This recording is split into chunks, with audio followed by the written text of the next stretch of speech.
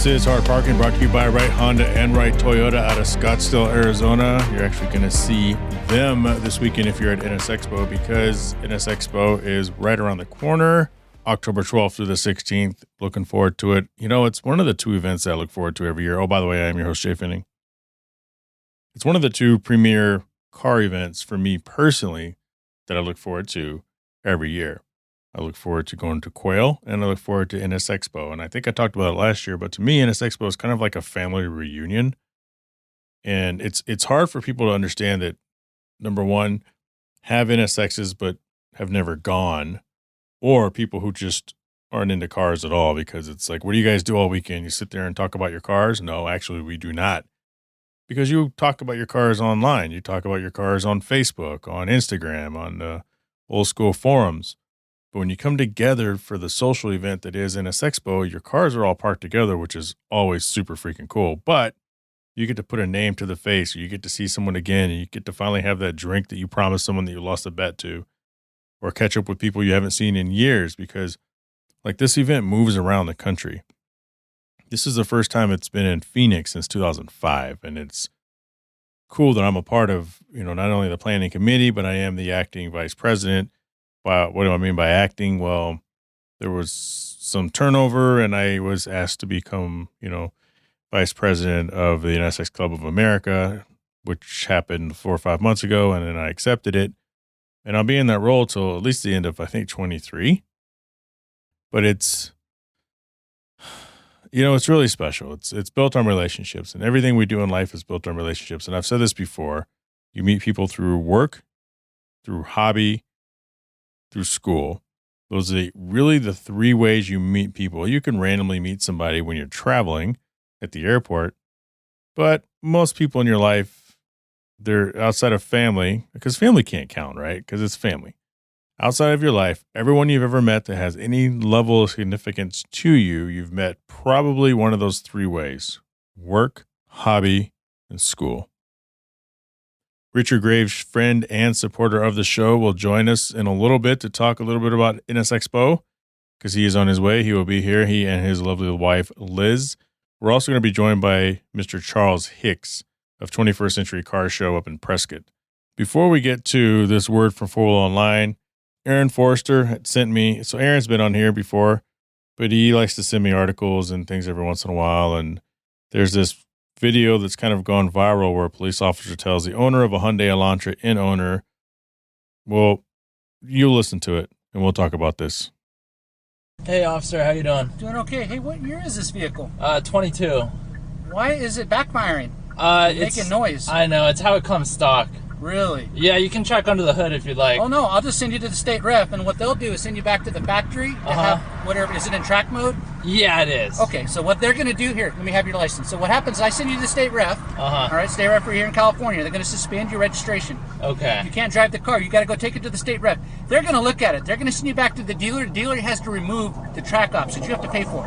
It's about $4,000. Once that's been done, you go back to the state rep to verify all the track modes have been removed. You cannot drive this on the road with the track mode. Oh, I can't? No. Oh, I'm sorry, I didn't know that. Well, you won't be able to anymore. You've just lost this. You're going to spend about $7,000 on this car right now. Go ahead and get me the registration. I don't need to look under the hood.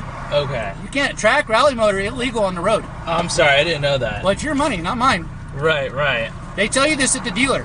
If not, you could sue the dealer for the money. Tell them you want your $4,000 or $5,000 back. Sure. Yeah, they didn't tell me that. No, I'm sure they did. They're required by law. Oh, is that so? You cannot operate track mode on the road. Oh, okay. Yeah, they didn't tell me that. Well, then I would sue them, all right, for this ticket. Okay. Yeah, you're going to have to. Get the insurance. Sure. So a couple things there. Now, the officer, and there's people, because people hate police. And in my opinion, that officer was oddly a little weird and aggressive about the whole situation. But a couple takeaways here. Number one is California. Everybody knows that California is crazy. They're crazy stringent on all their laws, especially towards motor vehicles and noise. There are some, in fact, they're talking about experimenting installing these noise sensors in certain areas, certain cities, that'll automatically give you a ticket if your car is too loud. Now, how do they find out which car it is? Who knows? That in itself is a challenge. That's California for you. But in this instance, I understand that people get upset because the police officer is telling the guy, okay, here's how much money it's going to cost you. Here's what you have to do to fix it. It's your money. It's your fault. You should know better. Not necessary. Say, okay, guy, you're not supposed to have this. Here's a ticket for your noise ordinance. Have a good day. If the guy wants to fight it, he could fight it. So a lot of opinion is, okay, this Hyundai, a Hyundai Elantra N. Okay, first off, it's a Hyundai fucking Elantra. A Hyundai Elantra. I looked up a Hyundai Elantra N. I think it's ugly. But apparently it has a performance package. A lot of people defending say this guy got screwed because he has a stock exhaust. It came that way. Yes, it comes that way. But here's the thing. And this is where I fault the driver. You know better. You know you can't drive around in track mode. Every manufacturer, every dealer tells you that. He's playing stupid. No one's that stupid. People like to drive around in track mode because it makes the car louder, more throaty. It also gives it a little edge performance, but it's made for the track. It opens up the exhaust. It opens up the little silencers that come built in. And a lot of cars have this. It's like just normal cars. You get into like a Dodge Charger. You get into a Dodge Charger or Dodge Challenger, you hit that little button that says sport mode, you can hear that exhaust go from kind of quiet to just grumbly, loud, and drony. I used to think these people were driving past me on the road and just revving at me all the time. And then I realized once I started renting these vehicles, that's just how the vehicle is. Sometimes it's so bad, it's freaking annoying just to drive a car like that. But in this case, I call bullshit. The Hyundai Elantra N knew he was in track mode. He knew that it made a lot of noise, and he got pulled over and got a ticket for it. Because you could take it out of it. My NSX, when I go from silent mode to sport mode and then to sport plus mode, it gets louder. Now you can say, well, the NSX is weak. It doesn't make any noises. It does, especially from in the cabin, and you can feel it pull the car along. And as far as his exhaust go and snap, crackle, pop, it's believable. I don't know about a Hyundai Elantra N, but apparently it did because the cop pulled him over. But I used to rent the Camaro 2SS. That's one of my favorite Camaro rental cars ever is a Camaro 2SS. And that's 450 horsepower. Put it in sport mode. I had it in Texas a few times, and I would floor it, and just that sound of that V8 just screaming, and then you take your foot off the gas and just let it coast on its own, and then exhaust is pop, pop, pop. It crackle, pop, pop, pop, pop. It kind of does that little thing because the air-fuel mixture is different because you're in a different mode. You're in a track mode. So that's bullshit. But what do you guys think? HardParkingPodcast@gmail.com. Was the cop being kind of a little aggressive? I think we can all agree with that. Should the driver have known better? Of course he should have. And he had someone in the car, probably his girlfriend. Smug. Coming up, 4-Wheel Online and the rest of this show. Jhae Pfenning here, and I want to tell you guys about 4-Wheel Online. For over a decade, 4-Wheel Online has been bringing the best truck accessories and truck parts to enhance the appearance and performance of all trucks and SUVs. They are dedicated to providing an extensive range of upgrades that will match any maker model on the road. Their truck products cover everything you need to give your truck a custom look and added functionality. And if you need a tire and wheel package, head over and use the configuration tool. They carry all the major brands of wheels and tires, so go get outfitted today. So visit them online at 4Wheel Online or call them at 813-769-2451. Again, that's 4-Wheel Online, the number 4, Wheel Online. So a Hertz customer was accused of stealing a rental car despite booking and paying for the vehicle in an incident that has led her to being arrested a total of 4 times and being held in custody for days at a time, according to a lawsuit filed by Antoinette Hill. She used her status as a platinum member to use the Hertz Gold Club loyalty program. Platinum member of what? Hertz doesn't have platinum, and gold is entry level. I should know. I used to travel. I missed my President's Circle, by the way. They had good cars, especially when I went to Boise. They had the best cars. Boise, Idaho, Hertz, always brand new vehicles. Anyway, so it looks like this all happened back in 2018. So while this isn't new, it's a story now, so I'm not quite sure why it took 4 years. Oh, here we go. It says Hill was arrested at least 3 more times between 2019 and 2021 for failure to appear in court over the incident because she was not notified by the court dates. According to the lawsuit, spent about 9 days in jail on each occasion. Her case is still pending. Hertz has declined to dismiss the case. So I feel like there's more to this. This was sent to me via Instagram by a listener. He says it's been happening for years. In this case, it seems like it's been happening to her for years, but I'm not quite sure if this is an issue with Hertz. You think you would hear about this if it was like an issue within the Hertz system. So I'm curious what the actual details of this are. It sounds embarrassing. Sounds expensive. Sounds annoying.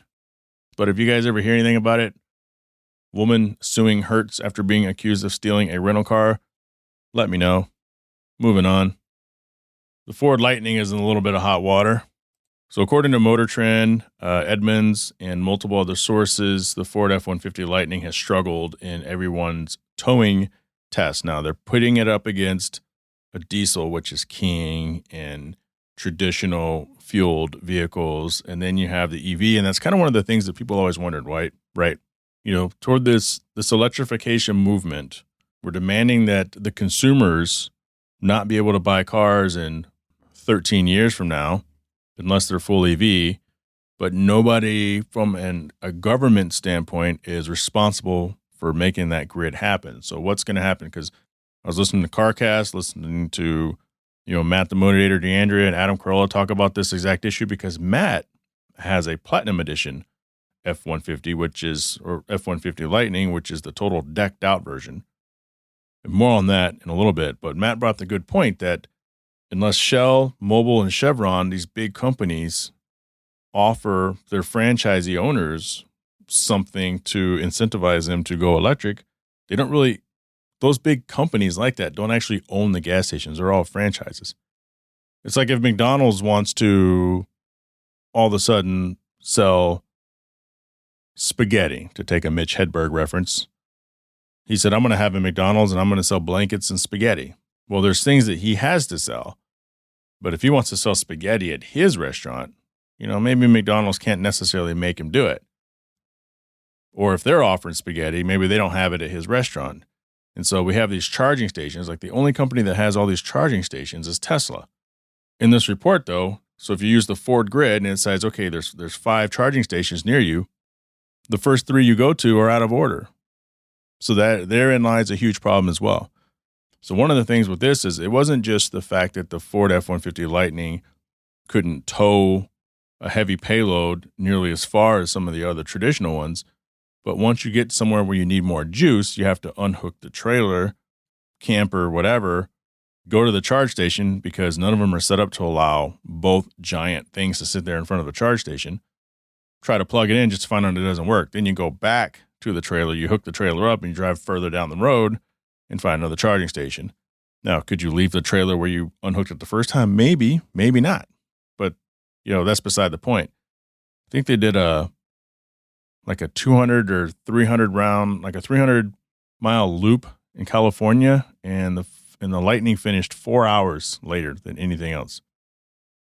4 hours because it either ran out of juice or they couldn't find a place to plug it in.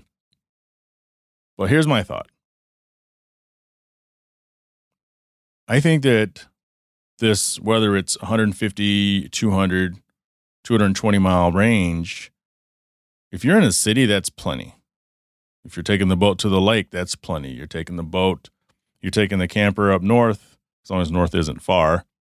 For the weekend, you'll probably be fine if you can find a charge station. But where you won't be fine is taking a vehicle like this, or most vehicles, let's be honest, most vehicles across the country. I'm not sure I'd even drive a Tesla across the country. But I would rather drive a Tesla across the country because I know there's Tesla charge stations at least every 100 miles. There's got to be every 2. I don't think you're going to go more than 300 miles anywhere in the United States without finding a Tesla charge station, as long as it's along a major highway, a major road, not some, trail road or fire road off in the mountains. So we'll see how Ford fixes it. This is one of those things where it's cool to have a full EV, and I'm all about the EVs, but if you can't plug it up anywhere, then it becomes not practical. 2 years ago, I did a report out of California, and they said, 1 in 5 people who bought a Tesla or have gone full EV have reverted back to internal combustion because of the hassle.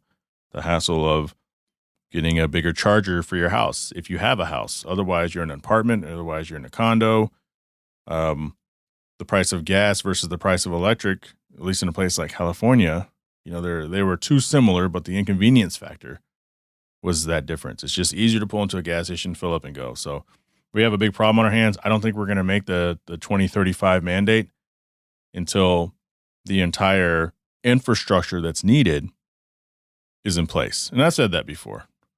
If you have to rely on charging your battery, this is never going to work. It's never going to work. It only works if you can pull up to a charge station, and the government decided 4 years before that, moving forward, there are 4 types of batteries, 4 types of common batteries. So in case you have some weird hypercar, there's 4 types of common batteries that every gas station must have. That's what's going to work. And you pull into the gas station and you pull out the blade, because now your battery's a big blade. You pull out you guys don't know what I'm talking about with a blade. Something with a handle, you just stick it in, kind of like a server blade with computers. You pull it out, you swap it in for a new one, you pay your money, and you move along. And then other people, it's a new industry, just like Amazon, right? 10 years ago, nobody was delivering packages with Amazon. It just wasn't really a thing. Now there's trucks everywhere. We get 3, 4, 5 packages delivered a day sometimes. But it's an industry that didn't exist. So this electrification should produce another industry of a bunch of truck drivers, vans, something hauling batteries back and forth from the giant distribution center to these local gas stations on every corner, every other corner. Because without that, even if every Shell, Chevron, and Mobil had 4 charge stations, 6 charge stations, 10 charge stations, you ever go on a road trip, you pull into like a truck stop? I bet you if you sat there for 10 minutes, you would easily count 50, 60, 70 cars going in and out of that. People coming in using the restroom, people coming in to get gas, people coming in to get food, people coming in to get gas, use the restroom and get food. It's never going to happen. It's never going to happen until they come up with something that you can quickly disconnect from your vehicle, put something else in, and keep moving down the road. That's what I think. Speaking of EV, Honda has announced the 2024 Honda Prologue. This is their EV, and they project it's going to start at $45,000. Look it up. I think this thing looks really cool. I think it's really the next iteration of the Passport Pilot. I think it's really the replacement of the Pilot. It kind of looks like the current gen Pilot, just a little more futuristic, just a little more. The headlights, the running lights kind of remind me of the current gen Ford Explorer because it's got the long blade on each side at the top. Certain shapes of the car kind of remind me of like a Volvo SUV, like the 90 that I love so much. It's a sharp-looking vehicle. According to Drew Dorian of Car and Driver, and also Acura poster, the Honda posted it on Instagram the other day, but hey, look, here we go. It will sit above the CR-V and the Honda lineup and is similar in dimensions to the mid-side Passport. I don't know. I still think it's going to be I still think it's a Pilot. Like, what's the difference, right? So it says the 2024 Honda Prologue SUV, Honda's second attempt at an EV after the ill-fated Clarity sedan, appears to be on track. You guys remember the Clarity? We had Trista Polo on here. Was it Trista? Trisha. We had Trisha Polo on here. Trista Polo? Trista. Trisha? I screwed it up even then. But she has the podcast about license plates. But anyway, so she had a Clarity. So anyway, this time around, the company's efforts promise to be competitive thanks to a joint development agreement with General Motors. Some details are still hazy, such as the powertrain and driving range. But now that Honda has released official images, we can see Prologue styling and interior appointments and get a sense of its overall size. And that's where they kind of go, It's where they said it's like between a Passport and a CR-V. The Prologue pictured sports 21-inch wheels, a panoramic sunroof, and simple LED lighting elements, which you can't see because this is a podcast. I like when people say, I watch your podcast. I watch you and Wes podcast on Wednesday nights on One Drink Wednesday. It's like, that's not a podcast. You're watching an Instagram live session. It's not a podcast. It's not a podcast till you record it, you extract the audio, you clean it up, and you make it available on audio streaming networks. That's what a podcast is. You can't watch a podcast. You can watch a video of people recording while they're making a podcast. You can watch something that will eventually be released as a podcast an hour or two later or the next day. Anyway, maybe I'm wrong with that. I wasn't wrong 2 years ago, but maybe let's look at music before. And I'm going off a little bit here, but back in the 90s, it was all techno. Late 90s, you had techno and you had trance and you had house. Those were the 3 types of electronic music. techno, trance, and house. Go ahead and Google house music right now. Google the top 100 of anything. Now there's no such, I don't even know if techno is even a thing anymore because there's, God, dozens, right? You music people, there's dozens of styles of electronic music. Now it's all electronic music. EMF, Electronic Music Festival. And when you go there, I've never been. When you go there, you're going to hear everything electronic music, whether it's vocals or just progressive trance, regular trance, hard trance, soft trance, and Juno beats, Paul Oakenfold mixing. Anyway, I don't know. I encourage you guys to check out the Prologue SUV. And this has nothing to do with me being sponsored by Right Honda and Right Toyota. They don't give a shit. Probably don't even listen to the podcast. But I think this thing looks really nice. And it doesn't look so futuristic where you feel like it's not a thing. I feel like it's very much a thing. I feel like they probably already have these. They probably have one or two prototypes. Honda, they're sneaky like that. They probably exist. This probably exists somewhere. I bet you this is in Ohio somewhere, especially if it's a 2024 model. Because remember when they announced the Acura Integra? That was Monterey Car Week of 2021. No one even heard it was coming. I didn't know it was coming. 3 weeks before they announced it. They're like, oh, what are these old teaser videos? It's the 2023 Acura Integra. I go, wait a minute, it's 2021 already. Yeah, it's coming out next year. What do you mean it's coming out next year? It's not a concept that, yeah, no, this thing's pretty much ready. Sure as shit. I don't think they changed anything from the announcement in 21 to when it came out earlier this year in 22. And now I'm starting to see them on the road. So I think this Prologue is going to be out really fast. $45,000 and up. Comes in multiple trims. I'm excited for it. Maybe I'll replace the FX50. Maybe I'll replace my Fat X with it. Maybe it'll be time. No, I'll still have the NSX paint. He is Richard Graves. He is Lap of the World. Richard, you and Liz are actually coming out here for NS Expo. As you do every year, you drive from point A to point Z. What's on the docket this time? And of course, by the time this comes out, you will have already be probably almost all the way here. En route, point Knoxville to point Phoenix in this case. Yeah, where will you be Monday morning? Monday morning, let me think about that. Probably somewhere Texas, New Mexico-ish is my guess. Oh, okay, yeah. So you'll be, well, there's a difference. Significant difference, as you know. How many miles are on your NSX now? We just crossed 300, well, we're actually almost 313,000 on mine. How much does Liz have? Because she just got hers just, like within the last year, right? Yeah, back in the spring. She's just shy of 150,000. Running them up. So you guys are going to tandem drive? Yeah, no, this will be the first time we'll be taking separate vehicles out to NS Expo. Typically, we're able to kind of, so it would be a little bit of a different planning strategy here because we aren't able to switch drives and alternate naps, so to speak. So you got a couple radios. Are they the Baofengs or are they something else? No, these are just little Motorola's, little cheapos. But they're effective within like a few miles in line of sight. So figure if we get any more separated than that, then we're probably calling each other anyway. But we did a little bit of a test run with these on the way up to New York State for some upstate New York for a couple of track events up there, and it seemed to work pretty well. We typically hadn't used walkie-talkies before that, but I mean, I guess on the way to the expo, it hadn't been a need because we've been in the same car. Sure, but which would be super odd. Plus the scream of having two of them like right there. If you push down one button, they can't be too close, or it's that ear piercing. Yeah. Useful when she really needs to get my attention or something, but otherwise probably annoying.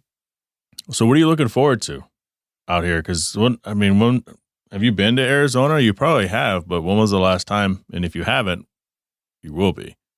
Yeah, honestly, we've been through Arizona a few times. Liz has been to the Phoenix area for a couple of events, non-car related events in the past, but I think this is going to be my first time properly spending time in that area, and I'll be kind of curious just to see what it's like.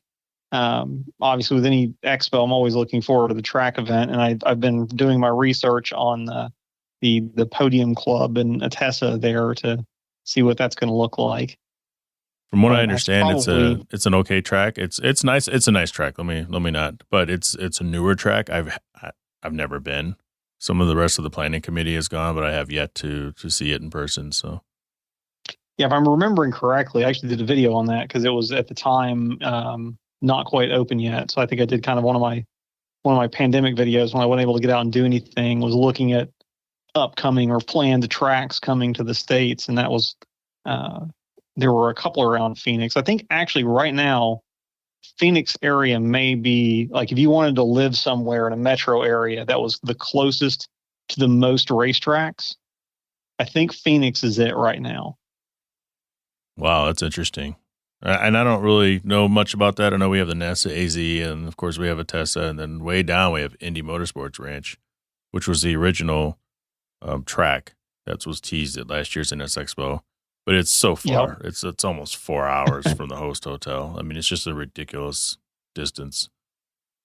Yeah, that would be pretty far even for Expo. I mean, we've had some drives to get from the track to the social there before. I think Oregon was like a couple hours away. So was San Francisco to Thunder Hill. But yeah, it's nice when it's closer. I was at probably like when Elkhart Lake, Wisconsin. That was a nice one because it's like 7 miles Road America's away. right next door to the resort. Yeah, essentially. So what do you guys keep coming back to these NS Expos? I was trying to sell it earlier in this podcast episode, but I'm curious from your guys' perspective, because I know you're both like track people though too, but you keep coming back. Yeah, no, I mean it's at this point in time, it's a little bit of like a dysfunctional family reunion or something like that. Exactly. You see these people, year after year, and you talk to them online, and then it's nice to, also have like the new owners that come in that have the enthusiasm, as well as the people, the OGs that have been to like more expos than we have, to get to kind of see everybody and catch up and see what everybody's doing, and and just kind of, and at the same time, it's just the ability to come, to congregate around with a bunch of people from really, really diverse walks of life with a common interest. So it doesn't matter. You could be, attorney from New York or, real estate guy from Florida, either coast for that matter. And everybody just kind of shows up and gets along because there's all this common interest, and it's great. Or you could work at a Starbucks and just happen to have an NSX set maybe you got from someone, or you paid a little bit of money for not that long, or I guess a few years ago. And oh yeah, well, that was me in 2013, right? I was a 26-year-old that bought a car that was basically a project from from the guy that needed to get rid of it for money in the 2008 recession. And I'm showing up to the event. I'm working my 9 to 5 with this car, and then now 9 years later, it's a little bit different, but still a lot of the same crowd, which is cool. Have you missed any during that time? Like, how many does this make for you? I'm not going to try and count, but I think that so I've been to everyone since 2013 except for 2014. And then Which Liz and I have been North to Carolina, everyone. right? It was Ohio. No, that was Ohio. 13 was North Carolina. Yeah. Or Virginia or something. Virginia International. Yeah. 13 was technically in Raleigh, but they did the track event at VIR. And then 14, I was in the middle of moving back and forth across the country. So we unfortunately weren't able to make it back out to Ohio because we were in Colorado at the time. But then from 15 to current, both Liz and I have been to every expo. Well, cool, man. Well, we'll see you. I'll see you. I'm looking forward to seeing you guys as always. Yeah, always fun. It is always fun. We, as a part of the planning committee, we're trying to not, run around with our heads cut off. You kind of get to sit back and look at other people, and they're just stressed out. And I just refuse to be stressed out. And the things I'm stressed out, no one else would be stressed out about. So. Yeah, that's kind of we've just observing several of the things, both from kind of from I guess both sides of the wall, so to speak, and in past expos. It's always kind of most of the time everything seems to work out, but there's definitely a lot of like, hair on fire happening behind the scenes, it seems. So hopefully you won't have too much of that. Hopefully the plan will survive first contact, and we'll be able to have a smooth show from there. But I guess either we'll way, find I'm out. sure the attendees, I'm sure, will have fun regardless. So, what do you think I should do? Do you think I should record during the event at all anywhere? I really haven't thought about setting up to do that, and I might, maybe I could bring some people over to the house. But I don't know. I don't know. I don't know if I should just do a wrap up after the fact, but a little one, because only a small percentage of people who listen to this actually would care.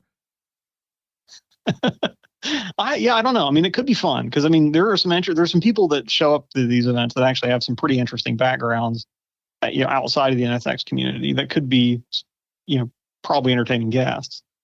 So take it from that angle, I guess. But I don't know.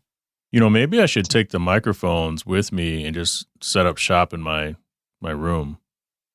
Because I really can't think of anywhere else to do it, because I live like a half hour away from the host hotel, and really the only time would be during Saturday's vendor showcase at Science of Speed, which, there may or may not be plans to sneak away anyway and have a couple pops. Yeah. Well, cool. I'll see you then. Yeah, we'll see you out there. All right, Rich. Thanks for everything. All right. Thanks, Jay. Have a good one.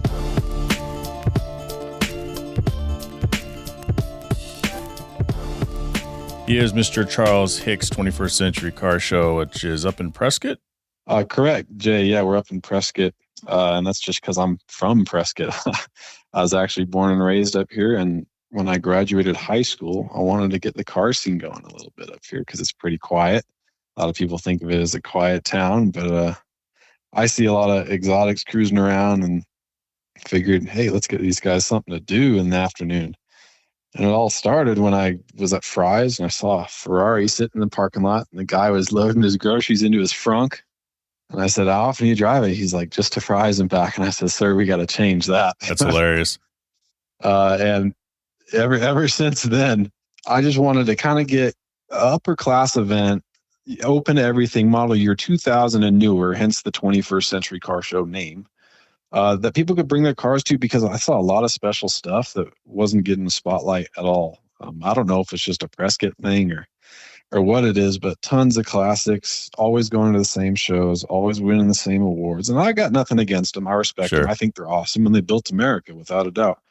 But I got tired of seeing them, and I could only drive for 2 years at that point. So I only imagine what everybody else is thinking that's had them around forever. Once I figured, hey, I want to have a little car show going. Opened a 2000 and newer. There's a little bit of backlash, but in hindsight, glad I did it. Exclusionism, probably. Couple things. So, born and raised, how often do you hear Prescott? Because I've only been here 9 years, and it didn't take me too long to catch that it's Prescott, not Prescott. Same thing out here with Tempe versus Tempe. Mm-hmm. You get a lot of, because there's a kind of it's a little further away. So geographically for people, it's like north, a little kind of west, but more north of the Phoenix area. It's a nice mix, kind of a nice triangle stop if you want to go up to like Sedona and Jerome. You might as well go through Prescott and then take the 89A up. Right. That's a drive I see plenty of people doing all the time. And I'm glad I live somewhere so close by, but I've always learned it's Prescott. But then even I've had some old timers tell me it's Prescott. And I'm like, sir, I think you're wrong. It's like Porsche and Porsche, right? Oh, exactly. Same argument, I think. I'm a Porsche guy, though. So we'll see. Yeah. Okay. Now, do you, so when did you start doing this? And, how's it been? And how often is it? Tell us a little bit about that. Yeah, I graduated high school in 2018, and it was the following July, so just 2 months after I graduated, that we had our first show. It was, like I said, July. We didn't think the weather through too much, so it actually rained halfway through a little show. And it was actually just at the school district's office, because I wanted to give a little something back to the school district that I popped out of. And I thought I popped out okay, because I had a basketball scholarship going to go play up in Oregon, and I was happy with where I was headed. So I wanted to give a little something back. Nice. We had a little show up together, probably 35 cars, and I thought we were hot stuff because we had 2001 Ferrari 360 got us off the ground, Bentley Continental, and I was like, wow, this is really coming together. So that was our first kind of go around, and we enjoyed it. People had a good time. We came back the next year, doubled in size, came back the next year, doubled in size again. So it's kind of grown every year since then. And not until a couple years ago, we started introducing different events to accompany our annual show, whether that's a day road rally somewhere like we've done numerous times from Phoenix to Sedona, or from Prescott up to Flag and then down through Oak Creek Canyon to end in Phoenix and stuff like that, just to give the people something to do outside of, the 11 other months of the year, because the show was great. And we started to get some seriously cool cars, even dragging them out of Prescott that I never knew existed. And I wanted to give a little something extra. So a couple of years ago, we started branching out a little bit. Some of the rallies are free. Some of our rallies are more upscale events. For example, in November, we'll be departing from North Scottsdale, driving along a route I can't really tell anybody right now, because not only are we still determining it, but we like to keep it a little bit on the down low, so it's a little more exclusive. We could dodge some traffic and stuff like that. But we'd leave them from North Scottsdale, and we're ending at Top Golf in Scottsdale. We'll give them a couple hours of free play, catered dinner, everything they could want to kind of shoot a Saturday. And I think that's nice. A perfect way to spend the days. And is that what are you calling that? What are you calling that rally, or is it just a cruise? We're calling that event the Tour to Top Golf. We did it last year. Actually, was the first time we did it, and it was a great turnout. I thought we do keep it very, very exclusive, very low numbers, 50 individuals this year is what we're shooting for, and normally that equates to about 32 cars because it's normally driver passenger. They come out, have a good day. Some people treat it as date night. Other guys treat it just to see how far they can hit a golf ball. So either way, it's fun. Now you mentioned, you started this thing and some people didn't really like the fact that you had to cut off, for the 21st century. What are some of the issues or some of the complaints that you've received? I've had a lot of pushback from people with original Cobras. And I mean, obviously amazing cars, but a couple of them are up in Prescott. I remember they would come to the show on the day of our shows 2, 3, 4 years ago and say, I got this original Shelby Cobra. And I mean, original real Cobra. That's no joke. And I had to say, sir, I'm so sorry, but I can't let you in the show, because if I let you in the show, then I got to let every other original classic in the show. And we're not 21st century anymore. Then I'm just like any other car show out here. Exactly, right? That's some old ass shit. I mean, you're right, 100%. You're beautiful, and I don't know if you're beautiful, but the car's beautiful, and it's kind of one of those things where I've come from a place where you have these pockets all over the United States, so where there's some car events that are for everyone. There's some that are a little more exclusive. There's some that are very specific, and you get people who love that, and you get people who hate that, but there's usually something for someone. I mean, you have the good guys, right? And, I can roll up to the good guys with an F8 Ferrari, probably going to get looked at a little sideways because the show's not catered for the car at all. Right. And, I can't really get upset about that because you have to have some sort of level of control. So, good for you to stick it to your guns. Yeah. But it can be hard. That's why I don't organize events. I don't do any of that stuff because I just don't need the headache. It gets a little touchy, especially being young. I mean, at that time I was 18, 19, and I'm telling these men that, I mean, honest to God, I didn't know what a carburetor worked. Like, I don't know much about the car, but here I am telling them they can't come in. So it was a little gutsy, but I'm glad I stuck it out too. And I think people have understood that for the most part. We don't have very many 67 Camaros trying to come in anymore. Right. But we are walking a fine line with, say, the Viper, for example. Their models span to that 2000. So I have some 98s, 99s saying, hey, I'd still like to go in, but they can't really come in when they're 2002. That looks exactly the same specs, everything like that can come in. So we've tried to work with the Viper guys a little bit, see what we can do. And we try to keep everybody happy. It's almost like, I mean, how do you draw that line? Because it's the same looking car. I mean, everyone loves universally that year Viper GTS. You know, everybody does. Like that's just everyone's dream Viper. But if it looks exactly the same and it crosses that line, I mean, what do you tell people? Yeah, in the past, we've been kind because they were members of the Viper Club. We've said, you know, I can't let you in if it's a 99. But if you just register as a 2001 and don't tell me it's a 99, sure, I will have no idea that it wouldn't count. And I mean, to this day, we have a couple of nice GTS that religiously attend some of our shows. Do I really know they're newer than 2000? I don't think so, but we're still thankful to have them nonetheless. Yeah, you're not out there scanning the VIN. I mean, my old NSX is the same thing. It's essentially the exact same car from 91 to 05. Right. 02 to 05 with the fixed lights, but 2000, 2001 pop-ups. And then you have everybody, for a while it was really popular to do the front end conversion. Like mine was a 97, but it looks like an 02 to 05. So it's kind of one of those things too. Jay, what year's your car? It's a 2002, of course. Yeah. You know, yeah, it's one of those weird things. So how often is this the 21st Century show, the main show itself? The main show, annual show, we typically close the streets of downtown Prescott right around our little courthouse square once a year in June. Typically the second Saturday.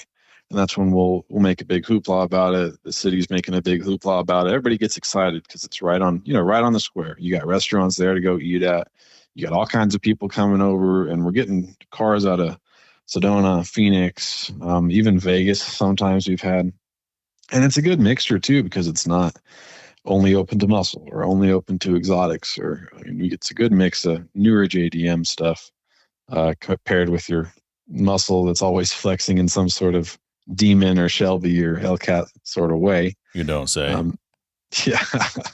And then mixed with, your Huracans that live in Prescott because it's some of these people's dream cars. So Huracans and Ford GTs and Rolls Royce and stuff like that, all in one place. I think it's pretty cool. So, and we try to keep that pretty annual once a year. We don't really want to replicate it either because obviously it take away from the nostalgia of the one timer.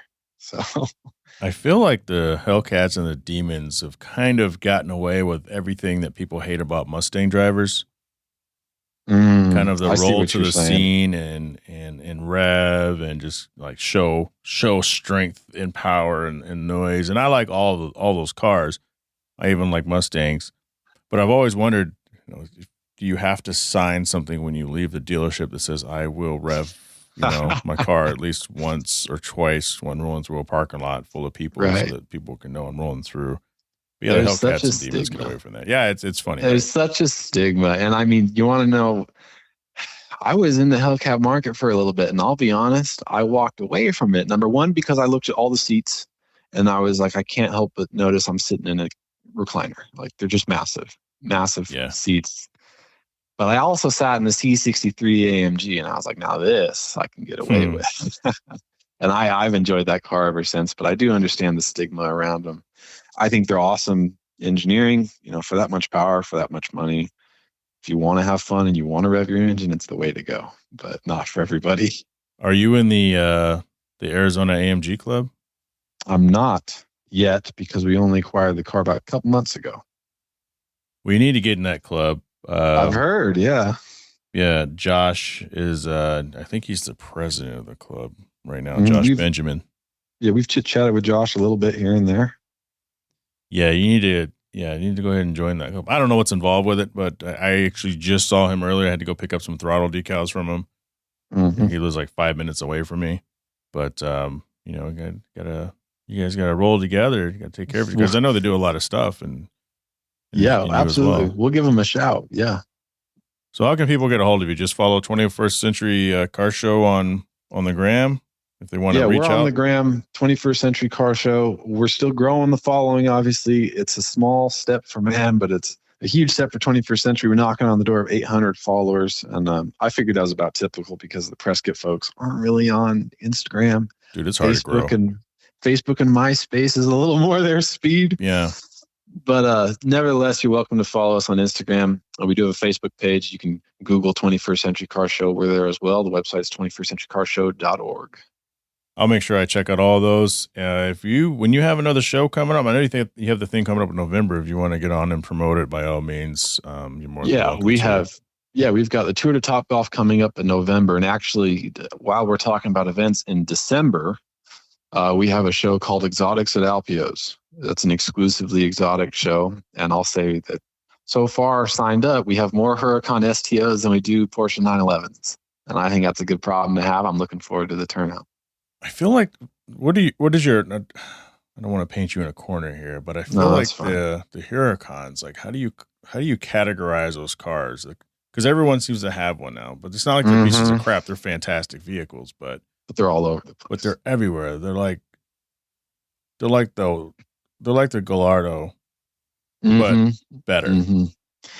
Yeah, I think there's a ton of them out there. The great cars. I feel like it's almost becoming entry level. I don't want to say that because there's still it's a very expensive entry level, but I feel you. Cars, yeah. But it's like if you're going to go exotic, I feel like that's immediately one of the first options along with R8. And yeah, that's like the go-to YouTuber's car if you can't get the Aventador. It's not a bad thing, but I think you're right because for a while I feel like it was like the 570 McLaren a few years ago. Correct. And now it's the Huracan, which is like a bulletproof, badass fucking car. So that's Alpio's. Is that the Alpio's in Scottsdale, or is there one up in Prescott too? Nope, that's the one down in Scottsdale. And I was just down at their Cars and Coffee early this morning, and I was happy to talk to them. It looks like they are doing just as much planning as I am to make sure that event goes off well. So as that event draws near, because it is still a couple months away, we'll ramp up word about it. And like I said, the turnout so far is exceeding my expectations. So I can only imagine where it's going to go from there. Sounds good. And if someone wants to register for that, what do they need to do? You can hop on our website, 21stCenturyCarshow.org, and it's almost littered with pop-ups and the show flyer and this, that, and the other. So sure, it's easy to find once you hop on there, and that has all the information about the show, time, date, what kind of cars we're expecting, what's included entry in the show, free to spectators, and everything like that. Sounds good, Charles. I appreciate you jumping on the show. Absolutely, Jay. Thank you for having me.